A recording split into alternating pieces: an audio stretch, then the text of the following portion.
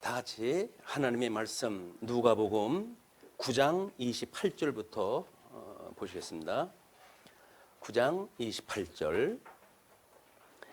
이 말씀을 하신 후 8일쯤 되어 예수께서 베드로와 요한과 야고보를 데리고 기도하시러 산에 올라가사 기도하실 때에 용모가 변화되고 그 옷이 휘어져 광채가 나더라. 문득 두 사람이 예수와 함께 말하니 이는 모세와 엘리야라. 영광 중에 나타나서 장차 예수께서 예루살렘에서 별세하실 것을 말할세. 베드로와 및 함께 있는 자들이 깊이 졸다가 온전히 깨어나 예수의 영광과 및 함께 선 두 사람을 보더니 두 사람이 떠날 때에 베드로가 예수께 여짜오되 주여 우리가 여기 있는 것이 좋사오니 우리가 초막셋을 짓되 하나는 주를 위하여 하나는 모세를 위하여 하나는 엘리야를 위하여 하사이다 하되 자기가 하는 말을 자기도 알지 못하더라. 우선 33절까지 보시죠. 오늘 우리들이 살펴볼 내용은 9장 28절에서부터 62절까지의 내용입니다. 지금 이 말씀을 하신 후라고 하는 그 이야기는 그 앞에 하나님 나라를 볼 자들도 있느니라 라고 했기 때문에 예수님께서는 하나님의 나라가 어떠한지 그냥 우리한테 소개해 주실 터인데, 개론 주제로 놓고 보게 되면 9장 28절로 62절까지 그냥 사건 중심으로 해서 주제가 정리가 되어져 있어요. 근데 그 오른쪽에 보게 되면 그것이 과연 무슨 의미일까?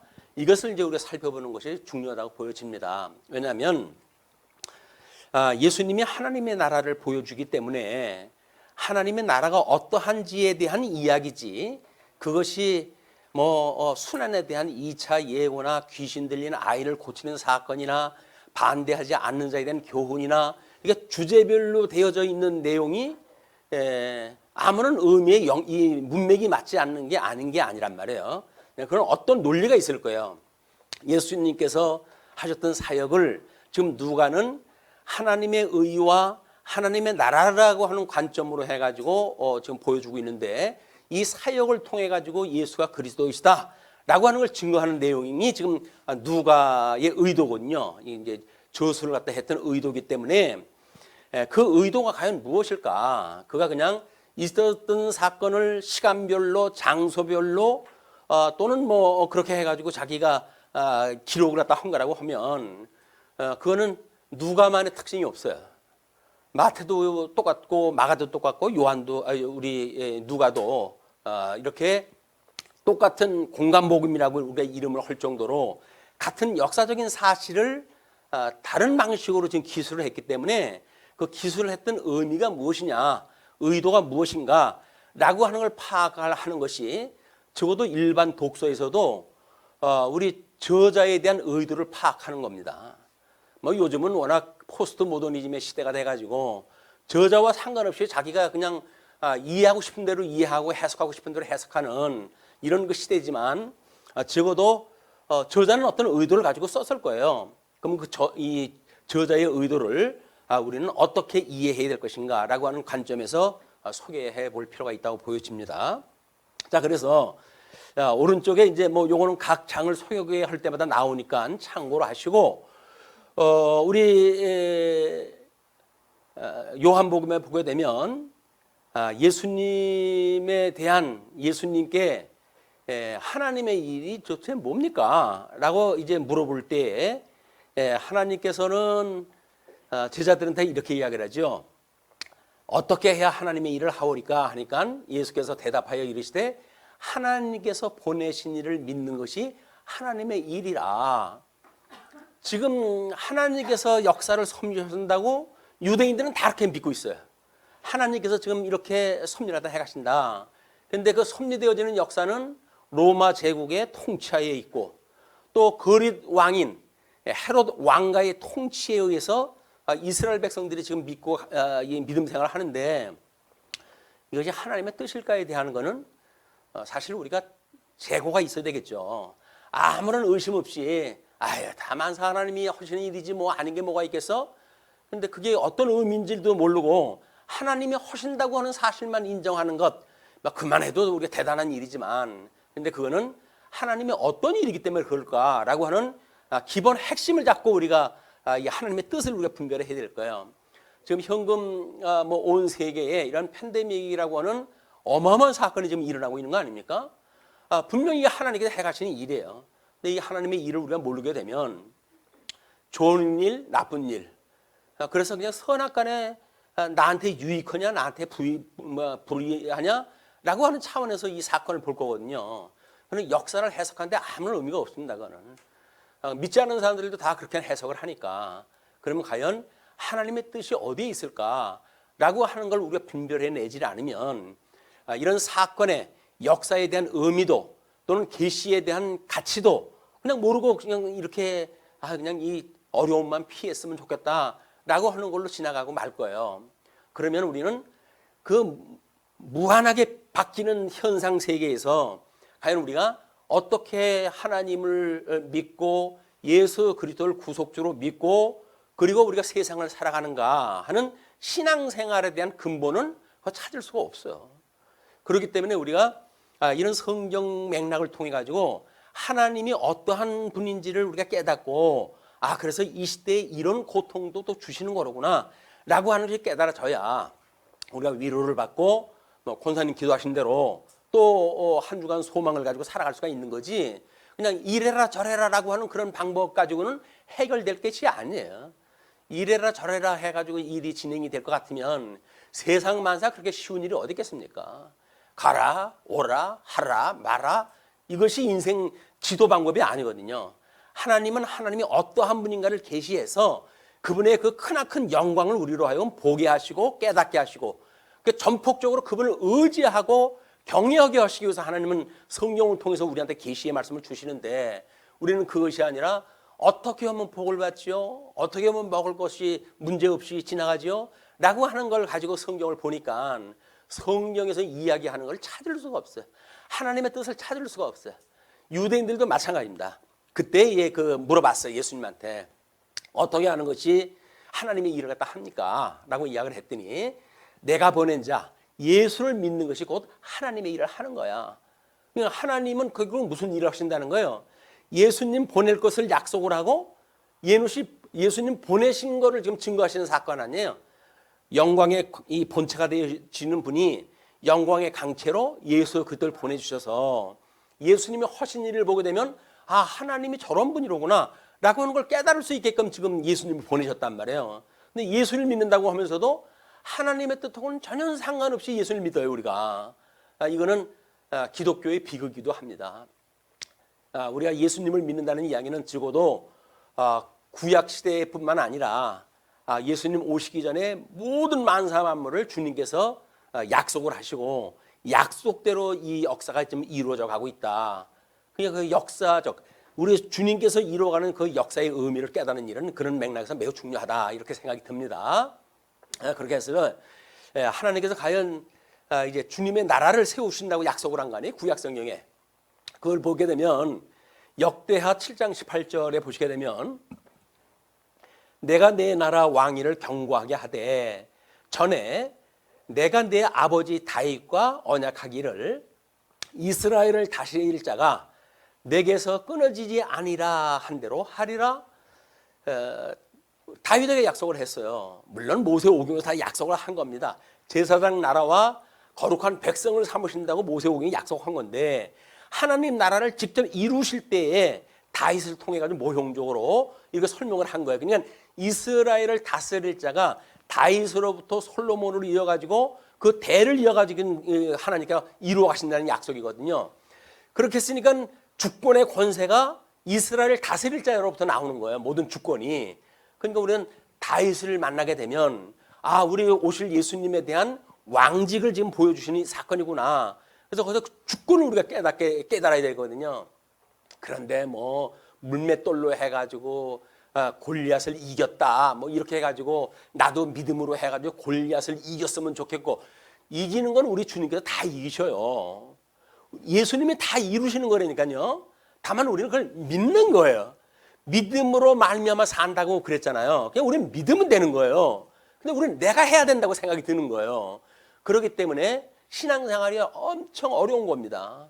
안 되는 걸 억지로 해야 되니까. 아니 불완전한 율법도 우리가 지키지 못해가지고 죄 가운데 죽어져 있던 우리들인데 온전케 되어진 율법을 우리가 어떻게 이걸 이룹니까? 사랑을 우리가 이룰 수가 없어요. 다만 예수 그리스도께서 이루시는 그 사랑, 당신이 구원할 자를 위해 가지고 목숨을 십자가에 못 박아 죽이는 데까지 내어주실 수 있는 그분이 이를 갖다 이루셨고, 우리는 그걸 깨닫고 보니까는 아 주님이 이런 분이로구나 라고 해가지고 믿음의 열매가 혹자는 뭐 어린 자로부터 큰 자까지 열매로 나타나는 거지, 우리가 그걸 단위로 해가지고 이루는 것이 아니다. 신앙생활은 뭘 해야 된다는 게 아니에요. 우리 하나님이 어떠한 분인가를 깨닫고 그분의 선한 뜻이 분별이 되어지게 되면 그냥 그분이 기뻐하시는 일이니까 그 일을 다 하는 거예요. 그냥 그걸 뭐 누구 뭐 목살 보이기 위해서 합니까? 뭐 교회 교인들을 위해서 하는 겁니까? 이걸 자칫 놓치게 되면 우리는 사람 앞에서 의를 행하려고 하다가 결국은 신앙생활 전체를 놓치고 마는 거예요. 신앙생활은 사람들한테 보이는 게 아닙니다. 이게 우리 하나님 앞에서 그냥 하는 거예요. 하나님 앞에서 어떻게 우리가 믿음으로 살아갈 것인가. 쉬운 얘기 같은데 그렇게 어려워요. 이게 그냥 믿기만 하라고 그러는데 그것이 얼마나 쉽습니까? 그냥 믿으려는데. 근데 그렇게 어려워요. 왜냐하면 믿음은 선물이기 때문에 그렇거든요. 주님께서 믿음을 주셔야 이게 가능하지, 나보고 그냥 믿어 하나님께서 하시는 거야 라고 한다 믿어지면 얼마나 쉽겠어요. 근데 그렇게 말같이 쉬운 게 아니에요. 우리 주님께서 은혜의 선물로 그런 믿음을 주셨을 때 비로소 우리는 심령의 평강을 누리고 우리 예수님 앞에서 살아갈 수가 있게 되어지는 거다. 이제 그렇기 때문에 그렇게 하나님 나라를 보여주시기 위해서 예수님께서는 8일쯤 지난 후에 그들을 데리고 지금 산으로 갔어요. 기도하러 산으로 가는데 그 기도하실 때 예수님 용모가 변화가 돼요. 뭐 변화가 되어진다는 이야기는 뭐 우리 예수님이 이제 이 사망 권세에 의해 가지고 십자가에 못 박아 죽으시고 그리고 무덤에 갇히시잖아요. 그리고 그분께서 부활하실 때에 그 몸이 변화되어진 몸으로 변화가 되어지는 거예요. 이제 그분이 부활한 몸으로. 그렇기 때문에 지금 그런 모습으로 변화가 되어진 거예요. 그래 광채가 거기서 나네요. 아주 휘어져 가지고 광채가 나니까 문득 두 사람이 그때에 예수와 함께 말을 갖다 하는 그 모습이 보여요. 그것이 뭐 그때는 우리는 지금 몰라요. 그 어떻게 됐는지를. 그러나 그 영광 중에 나타나서 그 두 분이 일어나는데 말을 갖다 하는데 이는 모세와 엘리야라는 거야. 예수님이 끊임없이 구약 성경을 통해서 뭐라고 이야기를 해요? 예수님 본인에 대해서 증거한 거라 그러잖아요. 그냥 그 율법과 선지는 곧 나에 대해서 증거한 거야. 그냥 우리는 모세와 율법, 그 모세의 율법과 선지자가 이야기했던 모든 예언서의 내용이 결국은 예수 그리스도를 보여주는 이야기라고 그렇게 이야기를 했어요. 우리가 그냥 그걸 그런 그림으로 이해가 돼야 구약 성경이 이해가 돼야 되는데, 구약 성경을 읽으면서 뭐 거기서 어떤 모습을 보게 되면 충성을 하는 모습이고 어떻게 하면 하나님 앞에 잘 살아가는 모습이고 이런 걸 찾으려니까는 성경이 보이지를 않고 엉뚱한 일이 보여지는 겁니다. 지금 그때는 예수님 모세하고 지금 그 선지자가 엘리야가 나가지고 뭘 이야기를 하냐면 영광 중에 나타나서 장차 예수께서 예루살렘에서 별세하실 것을 말할 때 돌아가실 걸 얘기를 하는 거예요. 영광 중에 그 좋은 자리에서 돌아가실 거 이걸 얘기를 해도 하셔야 되겠습니까? 근데 이것이 영광이라고 하는 관점으로 보이지를 않으면 죽는 거는 나쁜 것, 건강하게 장수하는 건 좋은 것. 이렇게 보니까 아니 왜 예수님을 돌아가시는 걸 세 사람이 모여가지고 그 얘기를 해도 할까? 이런 생각이 드는 거예요. 사망 권세를 이기시려고 한다는 이야기는 뭐예요? 결국 음부의 권세 아래 가가지고 그 철장 권세로 해가지고 사망의 머리를 갖다 쳐가지고 승리를 갖다 하셔야 될 거 아닙니까? 돌아가시지 않고 어떻게 음부까지 내려가요? 그래 사망 권세를 이기시는데. 근데 우리는 차마 그럴 수가 있나 주님이, 이런 생각이 드는 거예요. 그러니까 우린 우리식대로 성경을 이해를 해요. 우리식대로. 하나님께서는 지금 하나님의 영광을 위해 가지고 인간의 죽고 사는 문제를 초월해 가지고 주님의 영광을 보여주는데, 우리들은 생사의 문제, 사는 건 좋고 죽는 건 나쁘고 내 관점인 거예요. 인간의 관점인 거야. 그렇기 때문에 우리 하나님의 영광은커녕 세상 살아가는 것이 몹시 힘드는 겁니다. 그리고 까다로워요. 뭐가 뭔지를 알아먹질 못하고 있어요. 근데 이제 여기서 우리가 이제 보여지는 것이 그렇게 했을 때 베드로와 함께 있는 자들이 깊이 졸다가 예수님이 중요한 기도할 때 제자들은 깊이 자는 것이 이게 여기서부터 훈련이 되기 시작을 하는 거예요. 그러니 돌아가실 때 거기서 나를 위해서 기도하라고 그럴 적에도 불구하고 그냥 자요. 왜? 안 되는 거예요. 안 되는 거예요. 너희로서는 안 된다는 거예요. 그렇게 하니까 문득 이 사람들이 깊이, 그것도 아주 깊이 잠들어 있다가 깨어가지고 이걸 온전히 깨어났다고 그래요. 정신이 번쩍 났나 봐요.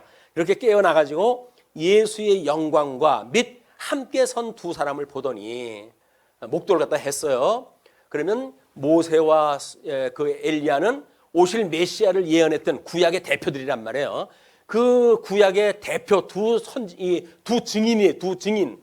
그 두 증인은 뭐 수르바벨과 우리 여호수아를 통해 가지고 회복될 때의 두 증인으로도 이야기가 되어지고 요한계시록으로 가서도 여전히 두 증인으로 등장하다 하잖아요. 모든 증인이 둘씩 등장이 돼야 되니까. 그래서 그 두 증인이 등장했다 한 걸 보니까 두 사람이 떠날 때에 베드로가 예수께 여짜오되 주여 우리가 여기 있는 것이 좋사오니, 우리라고 하는 그 이야기는 뭐예요? 예수님이나 하나님 뜻하고는 아무 상관없는 베드로의 생각이에요. 그런데 두 사람의 무슨 의논을 갖다 했는지는 모르지만 두 사람까지 거치목을 갖다 해요. 그래서 우리가 여기 있는 것이 좋사오니 우리가 초막셋을 질 때 하나는 주를 위하여, 하나는 모세를 위하여, 하나는 엘리야를 위하여 하사이다. 이렇게 하되 자기가 하는 말을 자기도 알지 못하더라.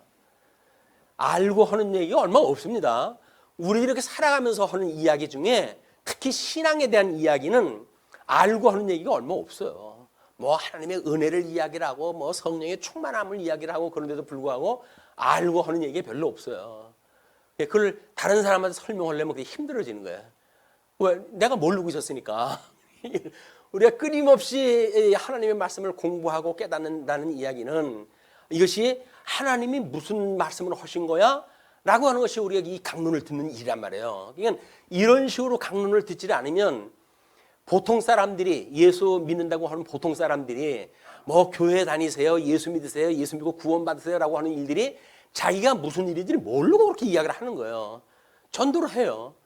하나님의 능력으로 해서. 그럼에도 불구하고 자기네들 모르고 하는 얘기를 다른 사람이 듣고 구원을 받는 역사가 일어나요. 하나님이 오시기 때문에 그러는 거예요, 그게. 그러니까 우리들이 무슨 일을 갖다 하느냐, 무슨 말을 갖다 하느냐라고 하는 거를 좀 곰곰이 씹어보는 일이 중요하다고 보여집니다. 왜냐면 성경이 그렇게 되어져 있어요. 자기도 알지 못하고 그렇게 이야기를 했다니까.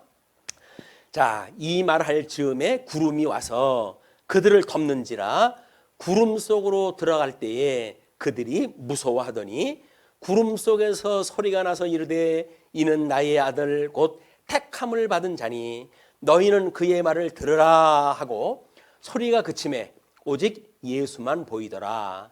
제자들이 잠잠하여 그 본 것을 무엇이든지 그때에는 아무에게도 이르지 아니하리라. 뭐 예수님도 하지 말라고 이야기를 했지만 자기네들이 무슨 일이 벌어진지를 모르는 거예요. 근데 이걸 만약에 다른 사람한테 이야기를 다 해본다고 칩시다. 거기 안 올랐던 9명의 제자가 따로 있잖아요. 그 제자한테 가가지고 예수님이 변화가 됐는데 거기에 엘리야도 있고 모세도 있었어 라고 이야기를 갖다 해보면 9명이 뭐라 할 거야? 낯을 챘니 너희들? 뭐고 하는데 그러냐 정신없이 이렇게 할 거거든요. 너무나 무서운 이야기가 되는 말을 못해. 이걸 말을 해줄 수가 없는 거야. 네, 그런데 이제 우리 성경에서 이제 그 문제는 우주적 종말과 개인적 종말의 관계로 해가지고 삼층적 천지를 만드시고 궁창으로 윗물과 아랫물을 나눠놨다 이렇게 이야기를 했잖아요. 이것이 이제 천지 창조 섭리에 대한 이야기, 창조 사역에 대한 이야기고, 그다음에 에덴에 들여가지고 그들로 하여금 행연약으로 인해서 세상으로 쫓아냈다가 예수님으로 통해 가지고 교회를 통해 가지고 이제 구원하는 역사가 있잖아요. 그걸 우리가 모세 이 에덴 동산에서 이루어졌던 그걸 실체적인가라고 이렇게 설명을 했어요. 이 아담, 첫째 아담에게 언약을 했던 것이 둘째 아담이신 예수님 통해 이루어지는 것, 그걸 그렇게 본다고 한다면, 이제 모형적으로 해가지고는 하나님께서 약속의 땅, 가나안 땅에 넣으셨다가 애굽으로 내쫓아고, 그리고 다시 그들을 구출해가지고 광야 생활로부터 하나님 나라까지 이루어가는 역사를 우리가 창세기 12장서부터 에스라, 느헤미야, 에스더서까지 그 이야기를 우리가 공부를 다 한 거예요. 그냥 그 이야기는 전부 이야기가 돼야 되거든요. 근데 이 이야기가 아니라 거기서 뭐 자세히 공부한다고 해가지고 이것도 공부하고 저것도 공부를 했는데 너무 머리가 벙쪄가지고 무슨 내용인지 모르는 거예요. 요약적으로 그 사건이 뭔데? 라고 하면 일목요연하게 한 그림으로 딱 드러나야 돼요. 그 명제로 해가지고. 너무 잘났죠? 명제로 해가지고 실체적인 것, 또는 천지에 대한, 천지 창조에 대한 이야기, 또는 모형적인 것, 이런 거를 통섭이 되어진단 말이에요, 이게. 어느 거 하나 모순이 일어날 수가 없는 게 다 이게 하나로 설명이 되기 때문에. 그런데 제일 오른쪽에는 뭐예요? 하나님께서 흙으로 사람을 지으시고 그 코에다 생기를 불어넣으시 사람이 됐다고 그랬잖아요. 그 사람을 만들었던 하나님께서 그 마음도 지으셨나니 그 마음이 영과 육과 심이라고 하는 우리 인격적 인간의 문제예요. 자, 그럼 보세요. 천지 창조의 문제나 실체적인 섭리 역사의 문제나 모형적인 섭리 역사의 문제나 또는 인간의 구원의 역사나 똑같은 원리라니까요. 이게 똑같은 원리예요. 그냥 기독교의 세계관은 원리가 하나인 거예요. 하나님이 우리들로 하여금 창조를 하시고 그리고 행위 언약으로 인해서 다 망하게 하시고 은혜 언약으로 우리를 구원을 갖다 해서 하나님 나라에 살게 하신다. 그걸 우리 세계관이라고 하죠. 기독교 세계관. 그 세계관이 우리들이 가지고 있어야 될 그림이에요. 하나의 그림. 모든 성경이 그걸로 다 설명이 되어지는 거란 말이에요. 수만 가지가 있어도 그런 원리 속에서 설명되지 않으면 가짜예요. 거기서 뭐 인간의 의를 이야기하고 사람 앞에서 하는 자기의 행위를 갖다 자랑하고 하는 거 전부 가짜입니다. 이렇게 해야 하나님의 능력과 하나님의 영광만 드러나고 우리는 그 은혜를 깨닫고 우리가 하나님 앞에 감사하고 기뻐하며 살아가는 일이 된다. 자, 근데 뭐 이제 여기 그 요한복음에서의 야곱의 그 우물에서의 만났던 사마리아 여인하고의 대화 관계에서 있는 이야기고 그런데 너무 길어요. 참고 자료로 요는 우리 카페에 올려놨으니까 카페 거를 읽어보셨으면 좋겠어요. 또 인간의 문제는 고린도전서 3장 16절 하나님께서 우리 보고 뭐라 그래요? 너희들이 지어져가는 성전인 줄 알지 못하느냐 이렇게 이야기를 하잖아요. 이스라엘 역사는 뭘 중심으로 한 역사라고요? 성전 중심으로 한 역사라고 그랬어요. 그러면 이스라엘의 모든 역사가 성전 중심으로 한 역사라고 한다면 인간의 역사는 뭐예요? 우리 이 마음이 성전을 담아놓은 이런 성도들의 삶을 중심으로 해가지고 신학의 역사가 이루어지는 거예요.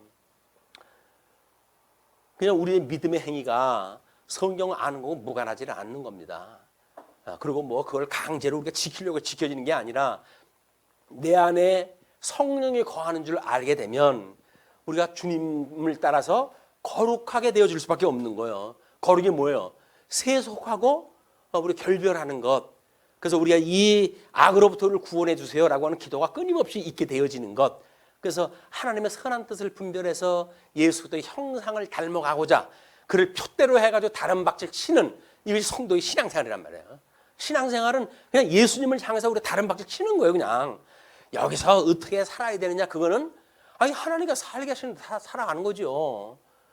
그런데 그것이 그렇게 설명이 되어지게 되면 너무 복잡한 인간사를 그렇게 쉽게 설명을 하면 되냐 이런 시험에 들 수가 있는 거예요. 우리가 왜? 아니 성도들한테 뭐 이렇게 삶을 살게 되면 얼마나 힘들어요. 그 힘든 분들에게 힘든데 우리 주님이 당신하고 함께 있습니다. 그러므로 용기를 내십시오. 주님이 함께 하실 겁니다. 라는 걸로 이야기하는 거는 아주 말단에 있는 구체적인 사건이란 말이에요.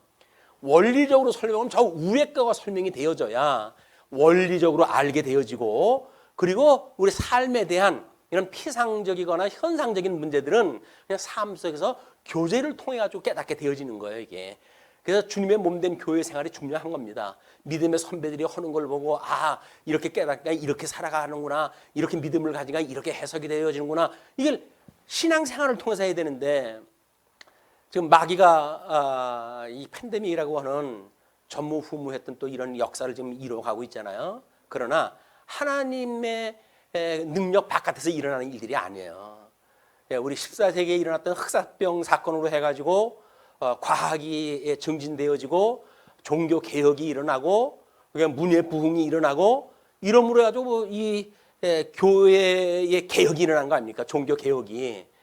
그런처럼 지금의 이 21세기에 일어나는 팬데믹 사건도 이것이 지나게 되면 지어져가는 성전으로서의 성도들이 얼마나 단단하게 모여져 있는 주님의 몸된 교회로 드러나는지 이것이 종교 개혁의 열매로 드러날 거라고 저는 믿습니다.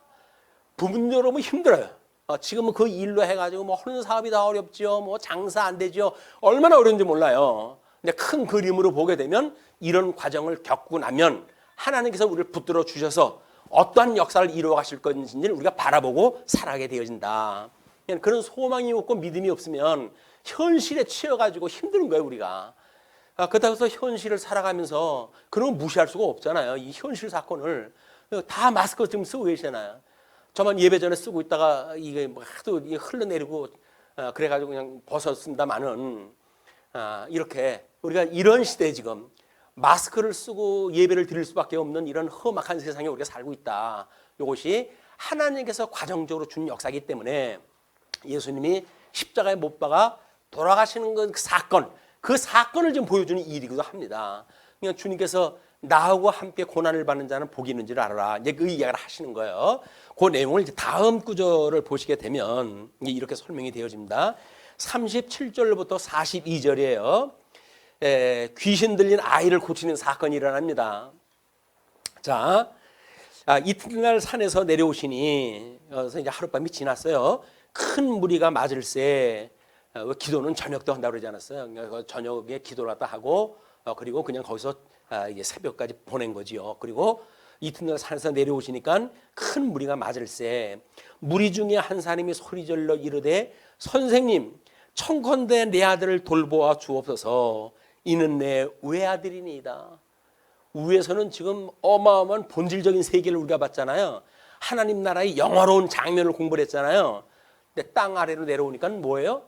여전히 나한테 소중한 외아들이 지금 죽어가고 있는 현장이고 그거를 살리겠다고 제자들이 땀을 뻘뻘 흘리면서 하는 일들이고 이런 일들이 벌어지는 거예요. 자, 그러면 그렇게 되어지고 있을 때 당신의 귀신이 그를 잡아 갑자기 부르짖게 하고 경련을 일으켜 거품을 흘리게 하며 몹시 상하게 하고야 겨우 떠나가나이다.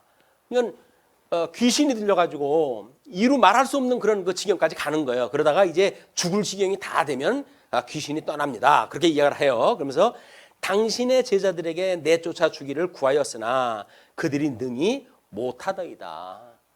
제자들이 그래도 먼저 전도 여행까지 보냈잖아요. 주님께서 능력을 줘가지고. 그러니까 그때까지 한껏 이제 우리가 주님한테 보고하기를 했더니 귀신이 쫓겨나고 그럽디다 라고 이야기할 정도였잖아요.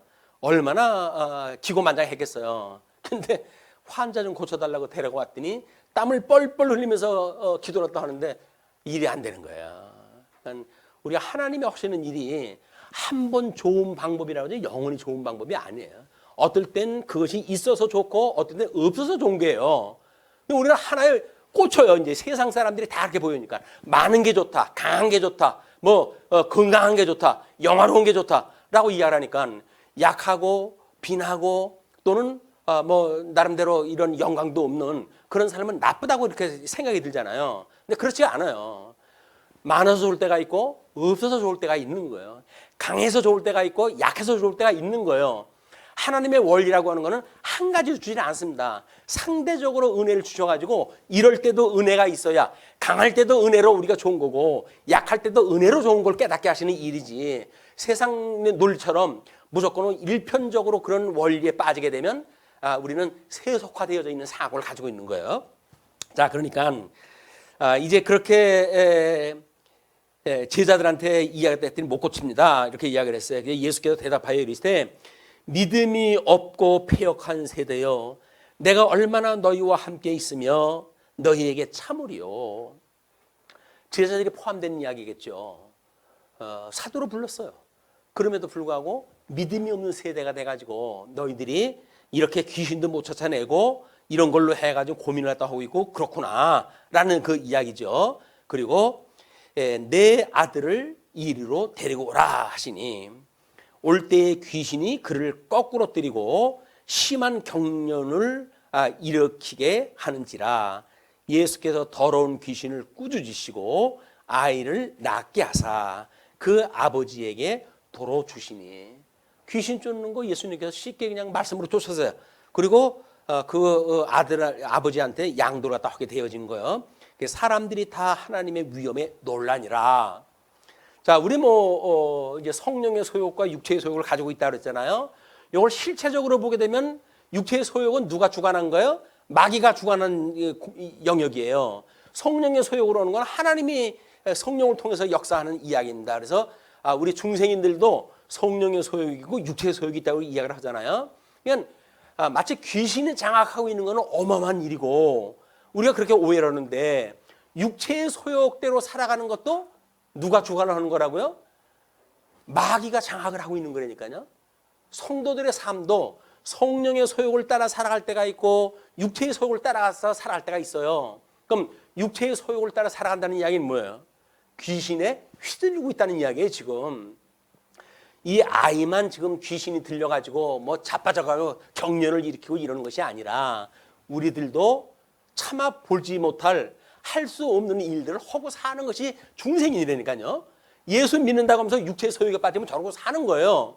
그러니까 저거를 우리가 환경을 깨달을 때마다 말씀을 들을 때 책망으로 와가지고 주님 하나님의 뜻대로 살고 싶은데 제가 이렇게 삽니다 라고 하는 회개의 역사가 일어나야 되는데 그렇지 않고 그건 뭐 믿는 사람들이 다 그러고 살 수 있는 거지 뭐 이렇게 해가지고 우리가 편하게 생각을 하게 되면 예수님 믿으나 마나? 왜? 그게 무슨 일인지 모르니까 내가 지금 이 육체의 소욕을 따라가지고 시기하고 미워하고 질투하고 이런 마음들이 내 마음을 장악하고 있는데도 불구하고 그것에 아무런 양심의 가책이 없어. 왜 그럴까요? 이미 사단의 장악이 됐거든요. 그런데 하나님의 말씀을 듣게 되면 지금 성령의 역사가 이제 일어나는 거예요. 하나님의 말씀이 선포가 되어지게 되면 우리는 그 말씀과 이 교훈이 어떻게 해요? 교훈과 책망과 바르게 함과 의로 교육해 유익하다 그러잖아요. 하나님의 말씀을 듣게 되어지면 양심이 찔림을 받아야 되는 거예요. 이게 내가 예수님을 믿는다면서 여전히 이러고 살았구나 한 주간 주여 어찌하오리까라고 해야 되는 거거든요. 근데 그것이 아니라 그 뭐 일상적인 건데 뭐 새삼스럽게 그러나 뭐 너는 안 그러냐 이렇게 이야기를 하시게 되면 목사가 선하다고 이야기를 하는 걸로 이해를 하시는 거예요. 목사도 여전히 하나님 말씀을 선포하는 거예요. 그러니까 목사도 마찬가지죠. 그러니까 목사도 성령의 소욕과 육체의 소욕 두 개로 가지고 살아가요. 그러니까 한 주 동안 우리가 하나님 말씀을 그래도 일용할 양식을 삼아가지고 끊임없이 우리가 상고하게 되면 그나마도 좀 낫고 그렇지 않을 적에는 말씀 잊어버리고 예수님 잊어버리고 그러면 자연인 살아가는 모습대로 살아가는 거죠. 뭐 팬데믹 이후로 해가지고 성도들이 이제 대면 예배를 드리는데도 안 나온다는 거 아니에요. 그러니까는 당신네 교회에서 이 영상으로 보내던 거 다 끊어버린대요. 이제 그거 들으려면 교회 나와라 그 얘기거든요. 근데 하나 알고 둘은 모르지. 영상으로 하는 것이 자기네 교회밖에 안 나오나? 다른 교회는 그게 안 나오나?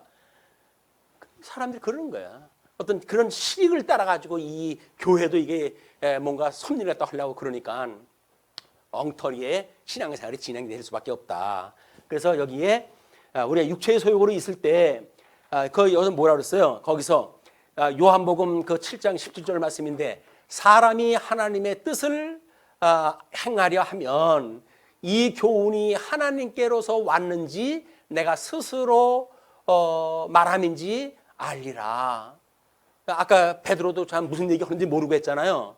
스스로 이야기하는 건지 성령이 뭔가 깨달음을 줘가지고 이야기를 하는 건지 그걸 분별해야 된단 말이에요. 그 말씀으로. 그걸 말씀으로 해가지고 이 새벽녘에 이 불을 켜놓고 추운 겨울날 이불을 쓰고 성경을 읽고 있는 우리 노인 어른에 대한 그림을 제가 소개해 드렸어요. 얼마나 위로가 되는 그림인지 모르겠어요. 그렇죠? 네, 이런 그 시간에, 새벽 시간에 등잔불 밑에서 성경을 갖다 읽고 있는, 요즘은 너무 등불이 밝아가지고 성경 읽기가 어려워요. 힘들어요. 그래가지고 성경을 안 읽어요. 근데 환경이 문제가 아닙니다. 환경이. 그런 마음이 있어야 읽게 되어지는 거거든요. 그렇게 되어지니까 거기서 마가복음 9장 29절에서 지금 우리가 이렇게 되어지는 일들, 귀신이 쫓아내지 못하고 있는 일이 있는데 이게 무슨 일입니까? 이르시되 기도 외에 다른 것으로는 이런 유가 나갈 수가 없느니라 하시니라. 기도는 하나님의 뜻을 구하는 거 알았어요. 그럼 하나님의 뜻을 구하는 건 뭐예요? 지금 마귀 역사가 일어나고 있는 이 유대 지역에 예수님이 이제 하나님의 뜻을 위해 십자가에 못 박아 돌아가시고, 그리고 철장 권세로 사단의 머리를 찢어가지고 승리하실 거를 주님께서 약속을 했는데, 믿고 구하오니 이 마귀를 나가게 하여 주옵소서 해야 될 거 아니에요. 근데 그 사람들은 예수님의 이름으로 그거 내주는 게 아니라 자기 능력으로 폼을 잡고 싶었거든요. 안 되는 거예요. 그러니까 우리들의 기도도 마찬가지입니다. 내 뜻대로 마옵시고 아버지의 뜻대로 해주세요 라고 하는 마음으로 해야 주님께서 불쌍히 여기시고 우리들의 그런 형해져 있는 환경에 대한 이해를 갖다 하게 되어지고, 거기서 위로를 주시고 소망을 갖고 그리고 살아가게 하신단 말이에요. 신앙생활의 패턴을 우리가 이해를 하는 겁니다. 그렇게 됐을 때 어떻게 나와요? 이제 다음번으로 하게 되면 성령의 소욕의 충만함을 받는 거예요. 마찬가지로 우리가 말씀을 들을 때마다, 또는 집에서도 예배를 드릴 때마다, 또는 하루를 정리할 때마다 끊임없이 하나님 앞에 말씀을 상고하고 그리고 기도를 갖다 하고, 그렇게 했을 때 다시 성령의 위로를 받고 편안한 가운데 잠자리에 들었을 수가 있다. 자, 이제 그렇게 보시고 43절서부터 보시게 되면 큰 자에 대한 교훈이 나오죠. 그들이 43절 그 중반절입니다. 그들이 다 그 행하시는 모든 일을 놀랍게 여길세 예수께서 제자들에게 이르시되 이 말을 너희 귀에 담아두라. 귀에 담아두라는 건 항아리가 돼서 담아두라는 건 뭐예요? 기억해 놓아라 그 얘기예요. 이제 우리 성령이 오시게 되면 그걸 기억나게 하실 거니까 그걸 진중하게 들어라 그 얘기죠. 인자가 장차 사람들의 손에 넘겨지리라 하시되 그들이 이 말씀을 알지 못하니, 구약 성경을 이 사람들이 공부했는데도 불구하고 메시아가 오시게 되면 하나님의 나라로 오셨던, 제사장 나라로 오셨던 그 예수님이 십자가의 제물로 돌아가셔야 된다는 것이 제사장 나라를 삼는 거 아닙니까? 이걸 몰라요 지금. 그러니까 그들이 그 말씀을 알지 못하니 이는 그들로 깨닫지 못하게 숨긴 바 되었음이라. 또 그들은 이 말씀을 묻기도 두려워하더라. 아니 예수님이 하나님의 아들이라고 하시는 분이 돌아가셔야 된다 그러니까 이게 뭔 일이야, 이걸 감히 입을 열어 말할 수 없는 그런 두려움을 느끼게 되어지는 거죠. 자, 그러면 이제 예수님이 그 돌아가셔야 된다는 사건을 이렇게 소개를 했어요. 순환에 대한 그 2차 예고거든요. 이거 두 번째 하는 예고예요.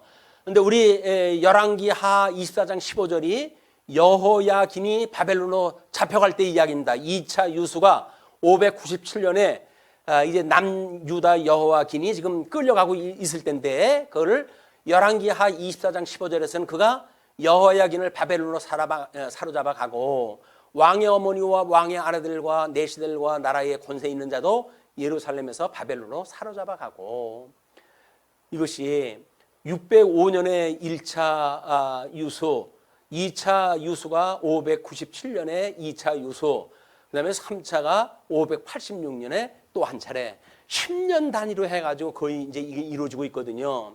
30년이면 보통 우리 인생의 한 세대라고 이야기를 하잖아요.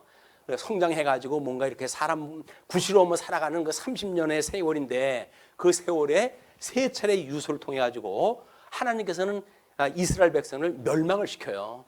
그 아름다웠던 성전을 불태워가지고 다 없애버려요. 그 사랑한다고 했던 백성들을 다 포로로 끌려가거나 아니면 전부 죽여버리는 이런 말로 우리가 할 수 없는 이런 그 일들이 일어난단 말이에요. 이게 지금 보통 문제가 아니잖아요, 이런 문제가.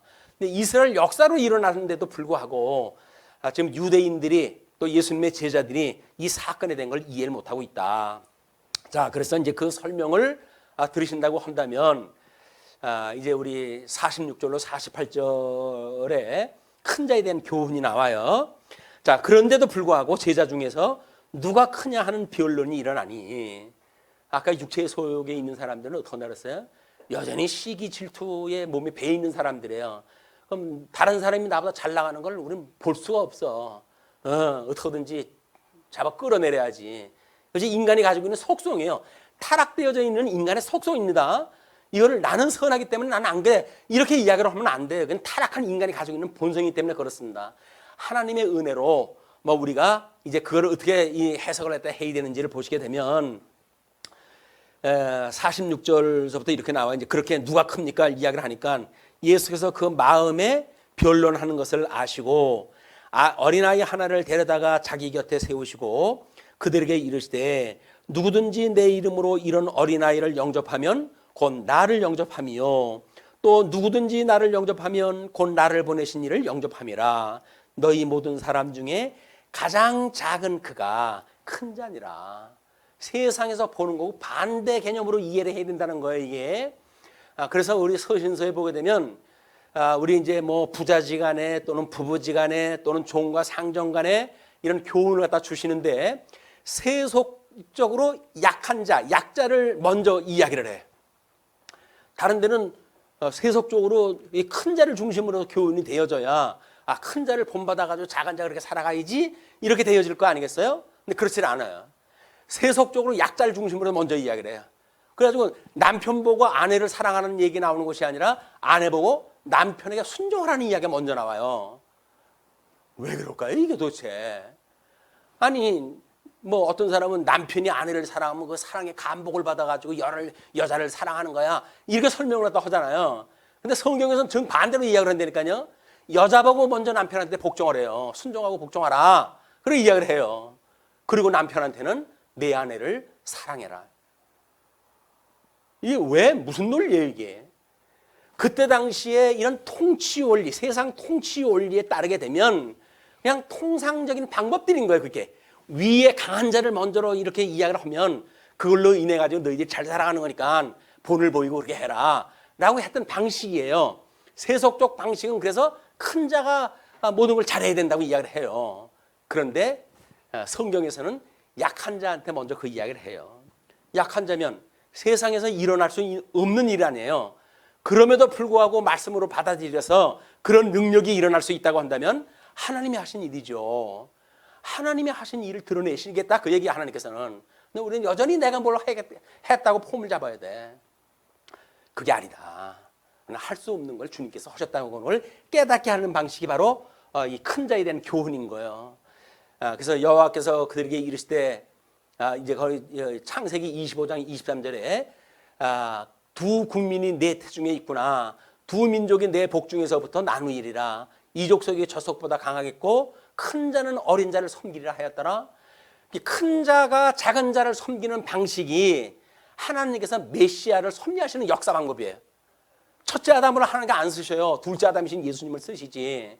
그리고 뭐 이 우리 잠언의 역사적 배경이지만 거기에 보시게 되면 우리 솔로몬이 왕위에 이제 그 아직은 다윗한테 이제 인정받지 못했을 때인데 핫기스의 아들 아도니아가 먼저 만세를 부르잖아요. 이제 내가 왕이다. 왜? 족보로 따졌을 때 자기가 손 위거든요. 그럼 전통적인 방식으로 하면 자기가 왕이 돼야 돼요. 그런데 하나님께서는 누구한테 약속을 했어요? 다윗에게 내 아들 솔로몬에게 내가 대를 잇게 하겠고 그리고 성전을 완성케 할 것이고 그리고 너처럼 다른 사람이 이제 너 공격지 못할 그런 나라를 세우게 할 거야, 이렇게 약속을 했거든요. 하나님의 뜻인 거예요 그게. 그런데도 전통적인 방법으로 이야기를 하게 되면 핫기스의 아들 아도니아처럼 내가 형이니까 내가 왕이가 돼야지, 그럼 만사를 부른 거예요. 그걸로 인해서 결국은 죽음을 당하게 되어지는 비극의 역사를 보게 되어집니다. 자, 그러면 교회 생활을 통해서 우리 보고 뭘 어떻게 하라는 얘기입니까? 그 이야기가 우리 고린도 후서 9장 1절이에요. 성도를 섬기는 일에 대하여는 내가 너희에게 쓸 필요가 없나니 이는 내가 너희의 원함을 알미라. 내가 너희를 위하여 마게도니아인들에게 아가야에서는 1년 전부터 준비하였다는 것을 자랑하였는데 과연 너희의 열심이 퍽 많은 사람들을 분발하게 하였느니라. 뭐 예루살렘하고 상관도 없는 사람들이에요. 이 사람들이 바울의 그 강론을 듣고 하나님의 은혜를 깨닫고 그래놓고 자기네들의 있는 경제적으로 뭐 여유가 있어가지고 하겠습니까? 그럼에도 불구하고 밥을 못 먹고 있다고 그러는 예루살렘이 있으니까 조금씩 돈을 모아간 거예요. 그래가지고 연벌 보내겠다고. 그 이야기가 지금 고린도 교인들한테 전해진 겁니다. 그러니까 사도 바울은 얼마나 그것이 하나님의 역사라는 걸 설명하기 좋은 일이겠어요. 그걸 지금 이야기를 다 하는 거예요. 고린도 후서의 사람들에게. 그러니까 이렇게 되어진다고 한다면 우리가 갖고 있는 모든 여건이 누구한테 온 거라고요? 주님께서 주신 거예요. 성령이 임하시면 너희가 권능을 얻고 예루살렘과 온 유대와 사마리아 땅까지 이르러 나의 증인이 되리라.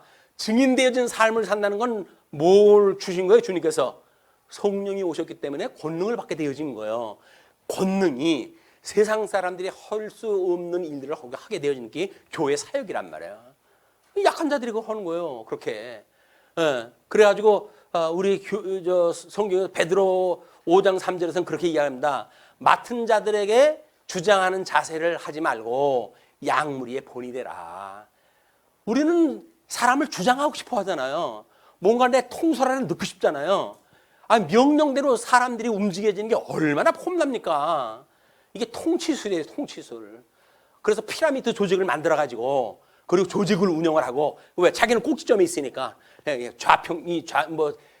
자청령 우백을 만들어가지고 그리고 사람들 통치해가는 방식이에요, 이게. 교회는 그렇지는 않은 겁니다. 그냥 큰 자는 작은 자를 섬기는 거예요. 주장을 하려고 하는 자세가 아니라 섬기는 자세로 하는 일이 교회에서 하는 일이다. 이렇게 보시면 됩니다. 자, 그러면서 49절로 50절을 보시게 되면 반대하지 않는 자에 대한 교훈이 나와요. 반대하지 않는 자에 대한 교훈 49절을 보십니다. 제자 중에서 누가 크냐는 변론이 이제 일어났어요. 그리고 50절까지 한 거고 그 49절에 안 읽었던 부분입니다. 요한이 여짜오되 주여 어떤 사람이 주의 이름으로 귀신을 내쫓는 것을 우리가 보고 우리와 함께 따르지 아니하므로 금하였나이다. 예수께서 이르시되 금하지 말라. 너희를 반대하지 않는 자는 너희를 미워하는 자니라 하시니라. 그 반대하지 않는 자에 대한 이야기가 우리가 요한계시록에서 보게 되면 다섯은 망하였고라고 했던 것이 우리 다니엘서에서 이야기했던 이 5대 제국이에요. 그 이야기는 선민국가를 탄압하는 제국을 하나님 세우신 거거든요. 그런데 놀랍게도 여기 이 바벨론에서 메대 바사로 내려갔을 때 바사의 고레스를 하나님께서 들어써가지고 이스라엘 백성들을 다시 회복하게 하는 역사를 하시는 거예요. 세상에 같은 짐승이지만 하나님들을 우회해가지고 사용하시는 그런 짐승은 또 따로 있어요. 그러니까 로마서에서 세상 권세 잡은 자들에게 순종하라는 이야기가 뭡니까? 우리가 선한 자들로 세워서 우리는 신앙생활을 잘하게끔 하는 그런 권세를 준 자들이라고 한다면 거기서 그들에게 복종하라는 이야기예요. 그런데 난 예수 믿으니까 필요 없어 라고 해가지고 세상 권세를 반박하고 뭐 반대하고 하는 것이 예수 잘 믿는 것처럼 이야기를 하는데 안 그렇습니다. 하나님께서는 이 제국, 몽둥이와 막대기로 사용했던 제국들을 통해서도 이스라엘 백성들을 회복하는 역사가 해가신다니까요. 그걸 놓치게 되면 나쁜 놈은 다 나쁜 놈, 좋은 놈은 다 좋은 놈, 흑백 논리로 빠지게 되어지는 거예요. 원수까지도 사랑하라는 그 이야기는 어느 날 하나님께서 그를 들어가지고 우리의 선한 일에 협조로 쓸지 몰라요. 원수까지도 하나님 원수까지도 사랑하라는 이야기예요, 우리한테. 왜? 심판을 하나님께서 할 거니까. 왜 네가 중간에 나서가지고 네가 심판을 갖다 해? 하나님 그러시는 거죠. 네가 뭔데 나서가지고 네가 옳고 그른 걸 따지고 심판을 갖다 해? 그건 내가 심판을 또 할 테니까 넌 무조건 그 사랑해. 그 이야기예요. 주님께서 우리 뭐 사랑을 해요. 아무리 보기 싫어도 사랑을 하라는 거예요. 왜? 주님께서 우리를 위해서 돌아가셨다는 걸 믿어지게 되면 믿지 않는다고 그러는데 어쩔 수 없지만 믿는다고 하면 그렇게 살아라 그 얘기입니다. 자, 그렇게 해가지고 이제 51절로 56절 사마리아 마을의 배척과 돌아가심에 대한 이야기가 소개가 되어져요. 그 제목 잡은 거는 우리 개론에 있는 제목입니다. 51절을 보시게 되면 예수께서 승천하실 기약이 차감해 예루살렘을 향하여 올라가기로 굳게 결심하시고, 예수님은 승천하시기 전에 뭐가 있어야 돼요? 6월절 어린 양으로 돌아가셔야 되죠. 성전으로 부활하셔야 되죠. 그리고 제사장으로 승천하실 거거든요. 그 세 가지 제사직에 대한 세 가지 중에 제일 결론적인 걸 미리 얘기를 다 하시는 거예요. 그래서 승천하실 기약이 차감해 예루살렘을 향하여 올라가기로 굳게 결심하시고, 사자들을 앞서 보내심에 그들이 가서 예수를 위하여 준비하려고 사마리아인의 한 마을에 들어갔더니 예수께서 예루살렘을 향하여 가시기 때문에 그들이 받아들이지 아니하는지라. 제자 야고보와 요한이 이를 보고 이르되, 주여, 우리가 불을 명하여 하늘로부터 내려 저들을 멸하라 하기를 원하시나이까? 예수께서 돌아보시며 꾸짖으시고 함께 다른 마을로 가시니라. 앞에 얘기 못 알아먹었죠. 그러니까 사마리아 가서 또 이 짓을 다 하는 거예요. 자, 그러면 이런 그 사건을 보고 우리는 사마리아 마을 배척을 당한 일 아닙니까? 우리 사도행전 8장 1절에 우리 하나님께서 예수님께서 승천하시기 전에 세 가지 약속을 했는데, 성령이 오시면 권능을 받고, 그리고 온 유대와 예루살렘과 온 유대와 사마리아와 땅끝까지 이르러 나의 증인이 될 것이야 라고 약속을 했다고 그랬어요. 그 사마리아에 복음이 들어간 사건을 보십시오. 여기서 예수님이 그래 불 내려라, 다 이놈들 나 받아들이지 않대, 뭐 태워 죽어버려라 이렇게 하시면 되겠어요? 다 남겨둘 건 남겨두시는 거예요. 그래서 쓸 데가 있으니까. 그래서 사도행전 8장 1절, 사울은 그가 죽임을 당함을 마땅히 여기더라. 예, 우리 스데반 집사를 죽였을 때 마땅히 여기던 사도 바울을 얘기하는 겁니다. 그날에 예루살렘에 있는 교회에 큰 박해가 있어 사도 외에는 다 유대와 사마리아 모든 땅으로 흩어지니라. 흩어져가지고 하는 사람이 할 일이 뭐가 있을까? 이 사람들은 복음을 증거한 거예요. 예수님에 대해서 증거한 거예요. 그 복음이 들어와가지고 빌립도 가가지고 복음을 증거했잖아요. 그랬더니 사람들이 그 복음을 듣고, 그리고 사람들이 바뀌었어요. 그래서 기뻐하였더라. 이게 8장 7절까지 나온 거라. 거기에 보면 그들이 기뻐하였더라 이거 설명이 되죠. 사마리아에 예수님을 받아들이지 않았던 사람들이, 제자들이 박해를 갖다 받고 거기 가서 복음을 증거했더니 그런 일이 하면서 그 예수님을 영접을 하고 하나님 나라에 대한 걸 소개가 받았으니까, 그래가지고는 기쁨이 충만한 역사가 일어나는 이런 반전의 역사가 이제 소개가 되어진 겁니다. 그것이 사도행전 1장서부터 7장까지 내용의 이야기였어요. 그리고 이 위에 요나서 3장 10절에 하나님이 그들이 행한 것, 곧 그 악한 길에서 돌이켜 떠난 것을 보시고 하나님이 뜻을 돌이키사 그들에게 내리리라고 말씀하신 재앙을 내리지 아니하시니, 이 문제 때문에 요나가 삐져가지고 다시스로 도망가려고 그랬던 거 아닙니까? 그랬더니 하나님께서, 이때가 지금 남쪽 유다가 상당히 강할 때예요. 그때가 강할 때고, 이때에 지금 이 아수르 제국은 이 수도가 이제 요나 보고 이제 복음 전도하러 이제 보낸 곳이거든요. 근데 거기 가지고 우리가 대적한테 위해 가지고 내가 기도할 일이 뭐야 해 다시로 도망간 거예요. 근데 그때 당시에 여로보암 2세 때, 북쪽 이스라엘 여로보암 2세 때, 그때의 영토가 다윗이 차지했던 땅을 다 차지할 만큼 아주 강대한 제국이 됐어요. 이때 아직 아수르는 변방의 조그만 나라로 있었거든요. 근데 하나님께서 북쪽 이스라엘을 누구 손에 망하게 하셔야 돼요? 아수르에 의해서 망하게 하셔요. 그럼 아수르 보고, 아수르가 지금 망하면 안 되잖아요. 그들을 망하지 않도록 하나님의 역사를 섭리해 가시는 거예요.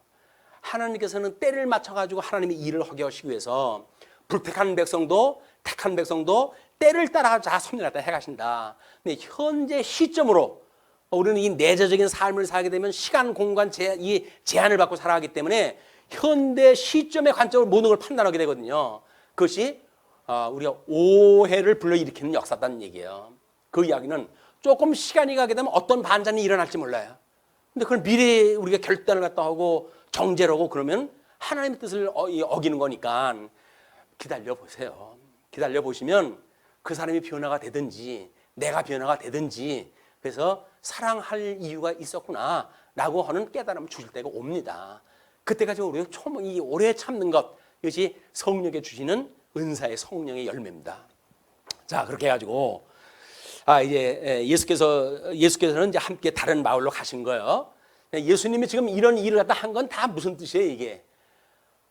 아니, 세상 사람들이, 이 유대 사람들은 성경을 잘 아는 사람들이니까 그 모습을 보게 되면 이건 구약 성경에 이런 모습일세, 이런 걸 깨달아야 되는데 성경을 그런 식으로 깨달은 게 아니에요. 그래서 모세의 수건이 아직도 그들의 얼굴을 가리고 있기 때문에 여기서 구약 성경을 통해 가지고 예수님의 하나님의 영광을 알아볼 수가 없는 상태였다. 근데 우리는 예수님 그 수건을 벗겨내시고 그리스도를 보여주시니까 구약 성경 전체를 통해 가지고 우리는 그 영광을 지금 볼 수가 있는 거 아니에요. 예수님이 보여주는 그 모든 영광의 모습을 구약 성경을 통해 가지고 지금 근거로 제시할 수가 있는 거 아니에요. 그러니까 신약 성경과 구약 성경을 하나로 묶어 가지고 우리가 이해하게 되어진 거다. 이렇게 보시면 됩니다. 자, 57절 보시게 되면 길 가실 때에 어떤 사람이 여짜오되 어디로 가시든지 나를 따르리다. 나는 따르리다. 예수께서 이르시되 여우도 굴이 있고 공중의 새도 집이 있으되 인자는 머리 둘 곳이 없도다 하시고, 그 이야기는 뭐예요? 너 지금 나한테 따라다니면 뭐 부스러기도 먹을까 봐 그러는 거지? 그런 그 이야기예요. 또 다른 사람에게 나를 따르라 하시니 그가 이르시되 나로 먼저 가서 내 아버지를 장사하게 허락하옵소서. 이건 인륜지 대사가 지금 벌어진 거예요, 그 사람한테는. 그래가지고 난 당신을 따라가고 싶은데 지금 우리 상을 당했습니다. 그러면 장사를 허락해 주십시오. 이런 이야기를 했더니 이르시되 죽은 자들로 자기의 죽은 자들을 장사하게 하고 너는 가서 하나님의 나라를 전파하라 하시고, 이걸 믿지 않은 사람들이 보게 되면 쌍지팽이 들고 났습니다. 아니 이런 막가자고 하는 종교가 어딨냐. 아버지가 돌아가셨는데 장사 드려야 된다 그랬더니 죽은 자는 죽은 자에게 맡기고 너는 복음을 증거하라고? 이게 말이 됩니까? 라고 이해했다 해가지고 그리스도를 배척을 하다 하는 거예요. 하나님께서는 좀 희한해요. 망할 자는 망하게 하시는 일이 너무나 기모막직한 거예요. 망할 자는 망하게 하시는 거예요. 별것도 아닌 거 가지고 시험 들어가지고 그렇게 해요. 만약에 지금 이런 팬데믹이 아주 유행이 막 심했을 때 장사를 드려야 되는데 병원이 사람들 출입을 안 시키네? 그럼 어떻게 해요? 장사를 못 보고 그냥 죽는 거예요. 자기 보내는 거예요, 그냥 어른을. 근데 그런 일은 그냥 과학적으로 있는 시대에 너무 눈으로 보이는 사실 아닙니까? 근데 뭐 그렇게 허라면 그렇게 해야지요 라고 했을 거예요. 근데 주님께서 너는 그런 거 죽은 자에게 맡기고 너는 복음 증거해 라고 이야기를 하니까 뭐라 그래요? 이런 인간 말종들 만나, 이런 거 아닙니까? 자기 목숨에 해가 된다고 한다면 10번 우리 양보해가지고 그렇게 해야죠. 그 사랑했던 우리 가족이면 어떻습니까? 그냥 그렇게 해가지고 그냥 보내드려야죠. 그러고 그냥 우리 제사 행위 하는 거예요. 그냥 보내고 드리는 거예요. 그런데 만약에 자기한테 유익이 상관이 없는 문제면 무슨 소리냐고. 부모님이 돌아가셨는데 어떻게 제사에 우리가 이 장사에 참여할 수가 없냐, 이렇게 해가지고 난리를 폈을 거예요. 근데 그렇게 하면 당신 이거 전염으로 해가지고 죽을 수도 있어요 라고 이야기하다 하니까 그렇죠, 겁먹어가지고 죽는 거는 무서워가지고 그래요? 그런 말 들어야죠 라고 해가지고 양보를 다 하는 거예요. 자기 효심으로 한 것 같지만 그렇지가 않은 거예요. 다 뭘로 시작되어진 거예요? 자기의 이기심으로부터 모든 것이 시작이 되어진 거지. 무슨 효입니까, 효는. 그러니까 우리가 인간을 평가할 때에 그것이 어떤 시간의 관점으로 보는 거는 판단의 오류를 불러일으킬 수가 있다. 공간도 마찬가지예요. 공간이 이런 형편일 때냐 이런 형편일 때에 따라서 달라요, 역사가. 그거를 어떤 한쪽 편을 들어가지고 난 목숨을 걸 거야, 그것처럼 미련한 게 없는 거예요. 목숨 버틸 데가 없어가지고 한쪽에다 목숨을 갖다 바칩니까? 하나님은 지금 양쪽에 다 지금 섭리해 가시는데, 이런 하나님을 믿도록 하는 것이 지금 줄을 쫓는데 합당치 못한 자라고 이야기했죠. 이사야서 10장 5절에 보게 되면 진노의 막대기 또는 그 손의 몽둥이, 이걸 통해 가지고 이스라엘 백성들을 훈련시키는 도구로 쓰였다는 거예요. 이제 외국 다른 사람들은. 그런데 그거에서 구약 성경에서는 끝까지 남아 있는 자 이들만이 회복에 참여가 되어져 가지고 예수 그리스도 부활에 참여가 되어지는 거예요. 우리 요한 계시록 공부할 때 했을 때는 뭐라 그랬어요? 이기는 자. 뭐 예수 믿어요? 나는 예수 믿어요. 물론 믿죠. 근데 그것이 정말 이기는 자가 되도록 우리가 믿는가? 문화적인 환경, 신앙적인 배경, 조교적인 그런 종교적인 환경 이런 모든 것들을 통해 가지고 과연 이기는 자로 남아 있는 나의 행실을 내가 보고 있는가라고 하는 건 끊임없이 거룩을 지향하는 우리들의 삶의 모습인 겁니다. 그래서 성도들의 절대적인 가치는 사랑인 거예요. 사랑. 사랑이 절대적인 가치예요. 원수까지도 사랑하는 것. 이것이 하나님 기뻐하시는 성도들의 절대적 가치다. 그 가치를 가지고 뭐 힘든 일 있죠. 그러나 다른 사람 더 나보다 힘든 사람 보시고 그래서 긍휼한 마음도 가지시고 그를 위해서 기도도 하시고 하다 보게 되면 우리는 하나님께 위로를 갖다 해주시는 거예요. 그 위로로 해가지고 소망을 가지고 살아갈 수 있게 되어진다. 그래서 우리 한 주 동안 하나님의 은혜의 장저 아래 꼭 붙들려 살으셔가지고 기쁨과 행복과 즐거움으로 한 주간 보내시기를 빌면서 말씀 주시겠습니다. 네, 기도하시죠.